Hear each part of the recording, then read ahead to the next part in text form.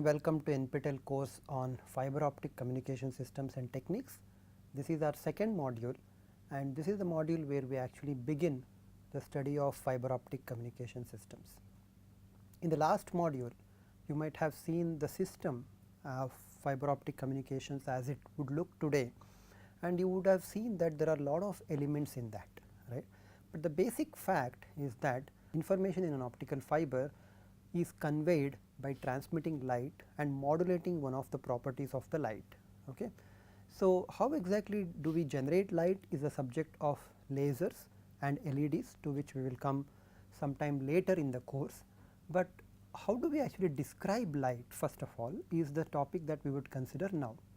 This is important because understanding the properties of light or light waves, as you would shortly see, is critical to understand the behavior of light inside an optical fiber. Okay. So, with that in mind, let us actually start our study of fiber optic communication systems by looking at optical fibers itself. So, once we understand the fibers, we then go and understand the sources, light sources, that is lasers and LEDs, and once we understand lasers and LEDs, then we go and understand the detectors, and once we have all these three basic components of a optical communication system or a fiber optic communication system understood, then we will study how to modulate, how to efficiently transmit light. If there are problems in fiber transmission, that is light as it propagates through the fiber, what are we supposed to do to overcome those problems and make our communication systems better in terms of very high data rate, very low bit error rate. Okay. Let me begin by recapitulating something that you already know of. Light of course can be modeled in many different ways, and I am using the word model because no one really knows exactly what light is. You have certain physical phenomena and then you develop your own understanding of that physical phenomena by abstract means, which we call as models. For example, you must all know Ohm's law. You have a resistor, and then if you apply a certain voltage across this resistor, then there will be a certain current through it, right. And you must have done many experiments, but if you actually look at a resistor, you will see that it is a physical piece of device, right. And what you have captured is mathematically the relationship between the voltage, current and the resistance that this particular resistor is offering. So, you would never understand, or you do not want to complicate your understanding by knowing exactly what material this resistor is made out of, how exactly is this resistor connected, and how is it that someone has guaranteed that this resistor gives you say 20 kilo ohms of resistance, right. So, those are the finer details to which you do not want to get into. It perhaps does not serve your purpose, but to understand this resistor and its behavior in circuits, it is enough to understand Ohm's law. So, what you have is a physical device, and what you use to understand what is going on when you connect multiple such resistors is the abstract model of the resistors. So, much in the same way you can think of light and various phenomena that involves light, right. So, you take light, pass it through a lens, you take light and then pass it through a cavity, or you take light and then reflect it off of a mirror. Then light, you take two different kind of light sources, or you take the same light source and split it into two parts and then make them interfere with each other.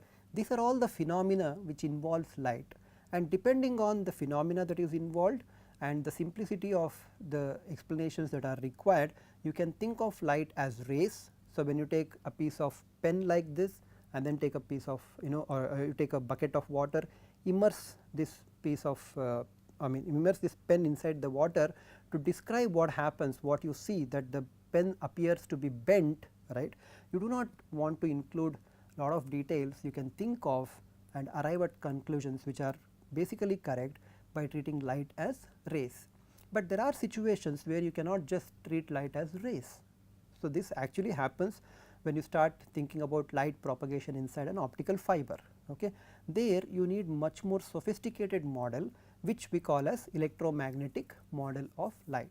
So, what we claim is that light is an electromagnetic wave, and electromagnetic waves are studied by means of certain equations and certain theory known as electromagnetic theory, and these equations which describe electromagnetic theory are due to Maxwell and many other researchers in electromagnetics, and we use Maxwell's theory of electromagnetic waves to understand light. Please remember that this electromagnetic theory can explain many phenomena which involves light, where light appears to act like a wave. Okay. However, there are phenomena where light appears to act like a particle, for example, in the photoelectric effect, which we would not really be able to treat it, okay, when we think of it as an electromagnetic wave. So, there are cases where you handle light as a wave, handle light as a ray, and then handle light as a particle or particle like behavior called as photon behavior, and that goes to the quantum theory of light. So, you have these different models, not because you are just interested in coming up with different models. These models serve the purpose of explaining the observed phenomena in the most appropriate way.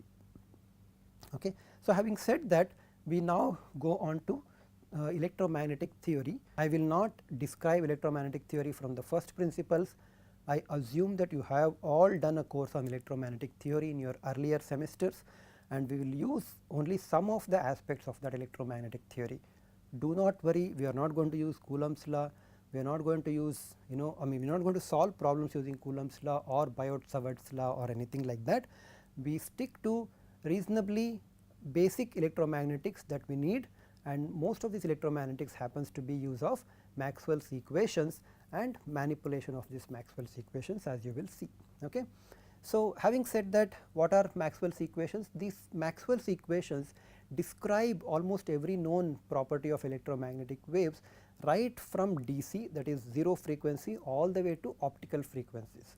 Just for the record, optical frequencies are in the range of terahertz and more, whereas microwave electromagnetic waves are in the range of few gigahertz, 10 to few gigahertz of range, and then there are of course various other frequencies which are important, and this entire thing is called as the electromagnetic spectrum, okay, of which optical is at the higher frequency range, and those are the things that we are quite interested in. And it is interesting that all of this phenomena, which is at a wide frequency scale, is described by a very few equations supported by certain material properties. There are 4 equations traditionally known as Maxwell's equations, and couple of additional equations describe the properties of the materials, and these 4 equations connect 4 electromagnetic quantities. What are those electromagnetic quantities? You have what is called as the electric field intensity, and you can see that after writing electric field E, which is denoted by the symbol E, I have put a bar over here. This bar indicates that this is a vector quantity. Okay. This is my notation of using a vector. You might see people using different notations. For example, writing an arrow is considered another equivalent way of talking about a vector. Some books or some literature uses an underbar to denote a vector. These are all equivalent representations, and these vectors are of course very different from scalars in the sense that vectors have direction. So, these electromagnetic waves which I use by putting a bar overhead is what is called as a vector, and it has of course direction, and this electric field vector or electric field intensity actually can depend on the various it can be different at various points. Therefore, we generally denote them of course after choosing a certain coordinate system. In this case, I have chosen the Cartesian coordinate system, which has 3 perpendicular axes.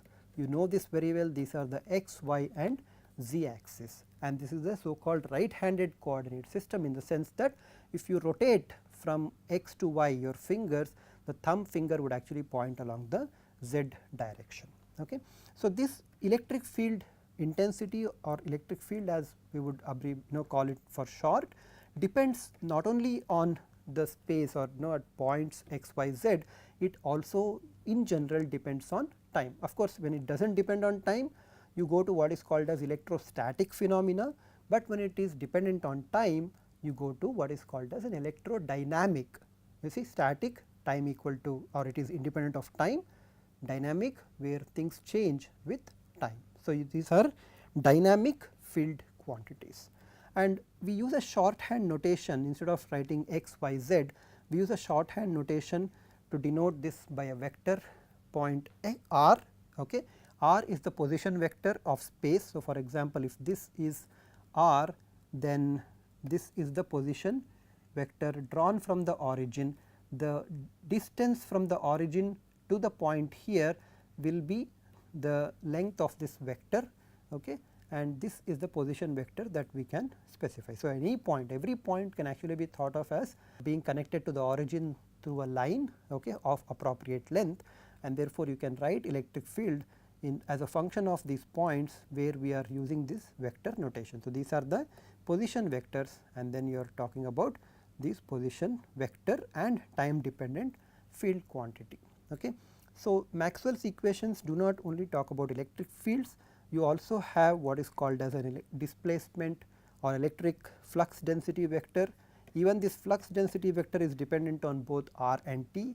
Then you have the magnetic field quantities, which are B, the magnetic flux density sometimes it is called, or magnetic field it is called in some texts.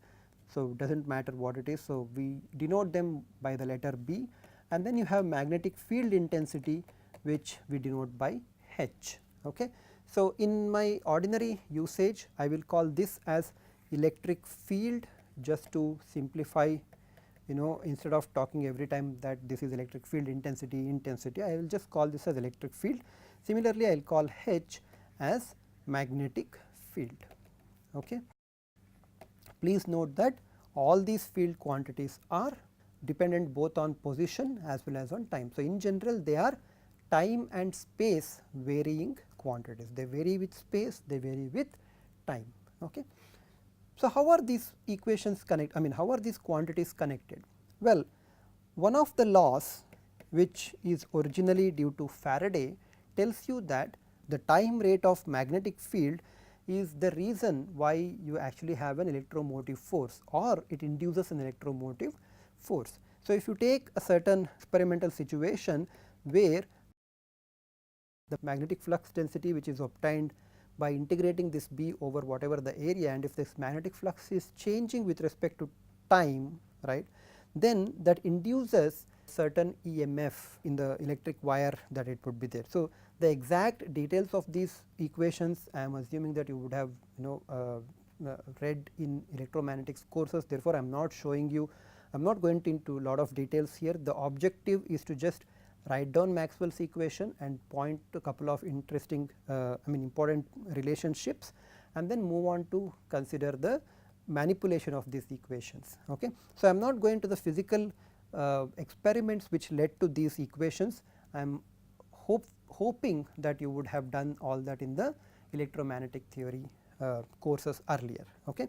So, this equation which was originally due to Faraday is called as Maxwell Faraday Law or Faraday's law, just for simplicity. Okay. And the form that I have used is what is called as the differential form. So, in the differential form of writing, you have these operators which are called as point operators, and the special symbol which is inverted triangle is what I call as a del operator. Okay. So, this is an operator, and this particular cross is denoting what is called as a curl. Okay. The corresponding integral version of this law, which in some sense is much more general, goes something like this. You have an electric field integrated over the length or the closed loop, which for example could be made out of a simple wire. Okay. So, the closed loopness is indicated by this integral, by this circle symbol on the integral. Okay. And whatever the quantity that you have E dot dl inside, from when you integrate it over, is what is called as the EMF, and sometimes this EMF is denoted by this particular letter nu. Okay. So, this denotes an EMF over the entire loop. In the static case, when there are no magnetic fields involved, this EMF over the entire loop will be equal to 0. This is your familiar KVL equation. Okay. So, there are no sources, magnetic field is not changing, and then as you pass along the loop, you would see that the total EMF induced would be 0. So, there might be some elements where the EMF is increasing, but there will be some elements where the EMF will be decreasing, with the net result that in the static condition the EMF will be equal to 0, but not so when there is a magnetic flux. So, for example, if this is a wire, okay, I will just put the dot two ends to measure the EMF here, if there are magnetic flux lines which are changing with respect to time, okay, then this changing magnetic field or changing magnetic flux induces a non-zero EMF, and the amount of that induced is given by this particular equation. So, this is the change in magnetic flux. So, this around the loop will be dl, and the area that this is covering, the wire or the mesh is covering or the loop is covering, is the surface area ds. Okay. So, when you integrate the magnetic field over that surface, you will get the flux, and the time rate of change of this flux, the negative time rate of change of this flux is the amount of EMF induced, and this minus sign comes because what is called as Lenz's law. Okay. So, please refer to electromagnetic theory courses to get a better understanding of these equations. Okay. So, we will now write only the differential forms, the integral forms. You can look at the textbooks, and then you will be able to write them out. So, that was one equation which connected E and B. So, E connected to B via Faraday. Okay.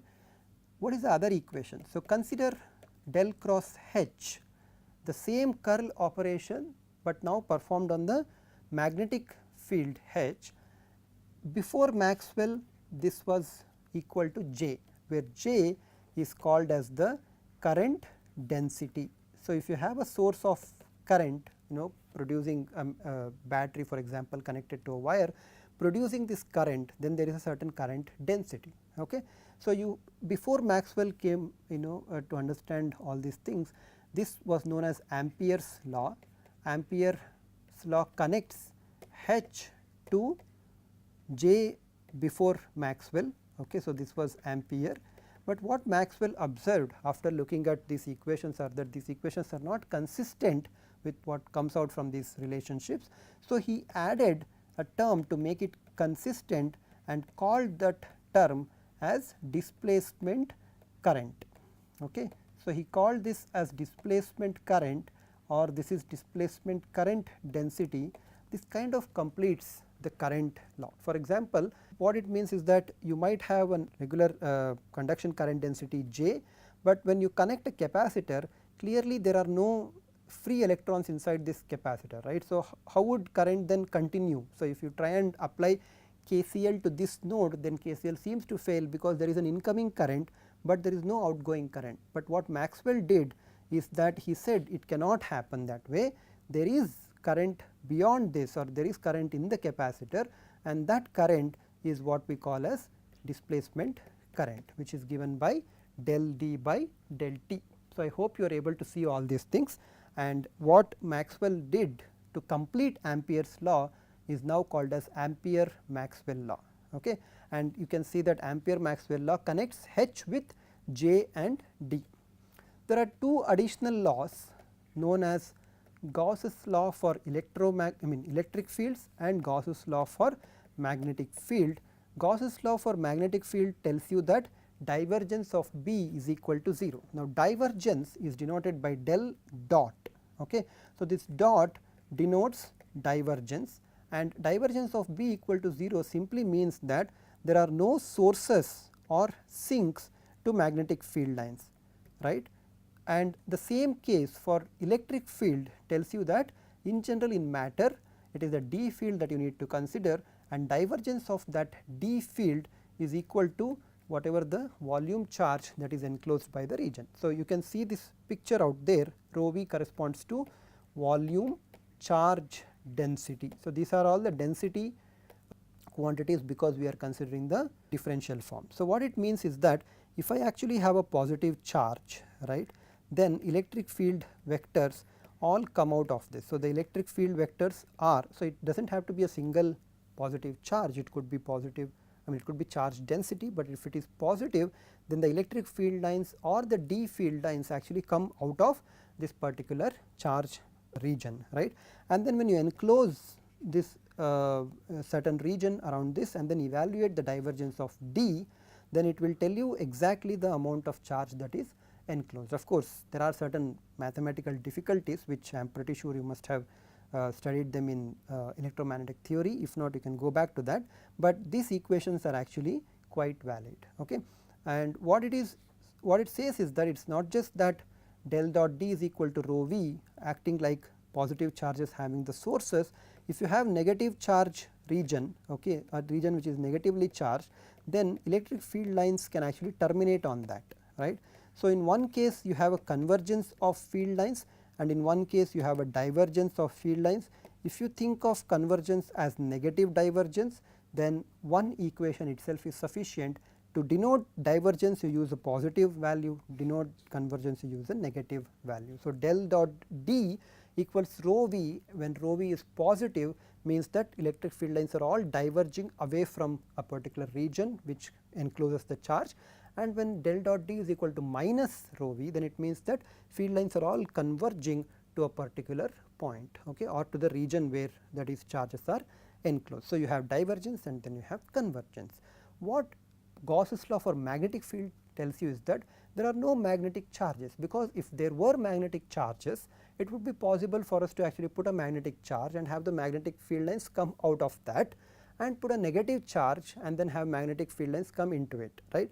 But there are no positive magnetic charges, or sometimes called as north pole separately and south pole separately. So, I do not have an ability to separate a north pole from south pole, okay. So, in that cases the field lines are always going to be continuous, right. So, the field lines are never going to have a point where they are starting and where they are converging. So, these field lines are all continuous, and if these field lines originally were 0 at some point in time, then they will actually turn out to be 0 at all the times. In fact, their divergence turns out to be 0 all the time. So, these are the 4 Maxwell's equations which are very important, which we will use in order to study whatever the light propagation inside the fiber and other optical elements.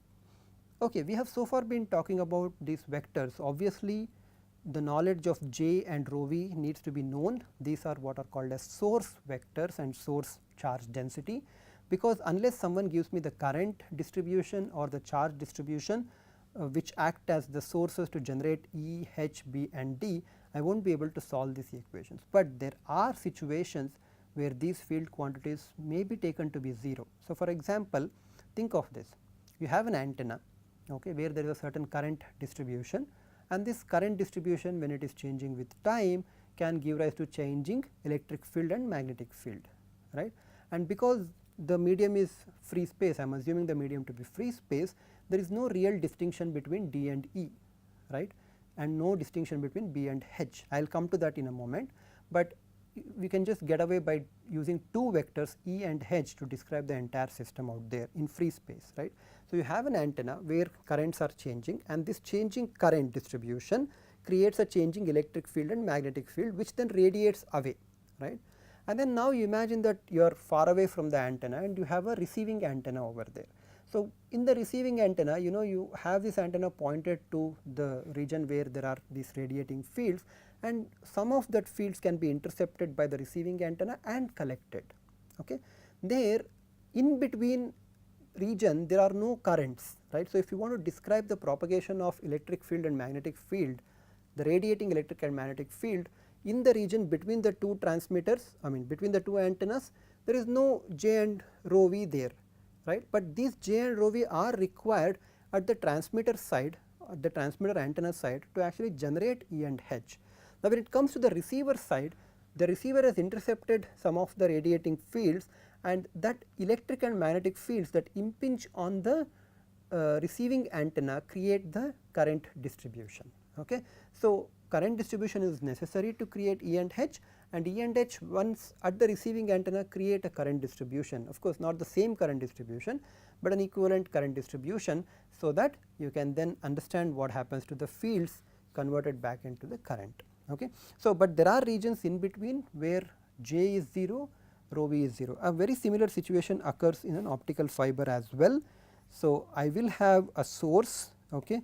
So, maybe a laser or something, I couple light into the optical fiber, but inside the optical fiber I do not have any J or any rho. I do not place any magnetic, I mean I do not place any electric charge in there, nor do I place the current density. I do not put a wire in the optical fiber and then connect that wire to a potential source, okay. So, inside the optical fiber I can assume that both J and rho v can be equal to 0. Rho v corresponds of course to only free charges, J corresponds to the current density. Okay.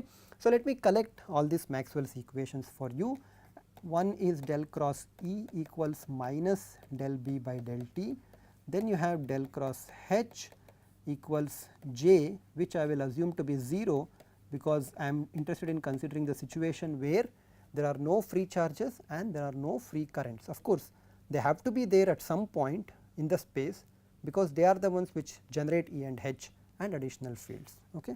And then I have del dot B. So, I have del dot B equals 0 and then I also assumed del dot D equal to 0. In general, D and E are related by the material properties.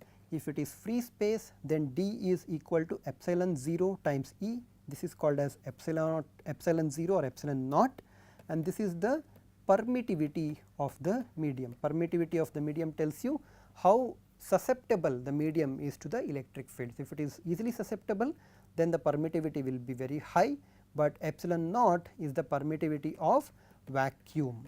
Okay. In the material medium, you can rewrite this one as epsilon 0 epsilon r E, where epsilon r is called as the relative permittivity, relative referring to vacuum. Okay. There are more detailed D and E relationships which we will, some of them we will see in later parts of the course. Okay. Similarly, your B is related to H by mu 0 H for the vacuum case, and for the non-vacuum case it is very complicated, but one possible way of representing them is to write down with the relative mu r. Mu 0 is called as permeability and mu r is called as relative permeability, relative again with respect to vacuum. Okay. So, from the tables you can find out what is the value of epsilon 0 and mu 0. This is a small exercise for you, so that you can go back and take a look at your electromagnetic textbooks. Okay. Now that we have all these quantities, all these equations written down and the relationship between D and E vectors, B and H vectors known, we can now manipulate these equations and arrive at a very interesting equation called as wave equation, okay, which will then allow us to describe how waves can be expressed first in terms of either E or H, and how exactly this wave would propagate in free space, in optical fibers, wherever you want to. We will of course first restrict ourselves to free space propagation, okay, and then introduce what happens, then introduce boundaries and study how light behaves at the boundary, because that is the basis of understanding propagation of light inside the fiber. Okay. So, thank you very much. We will meet in the next module.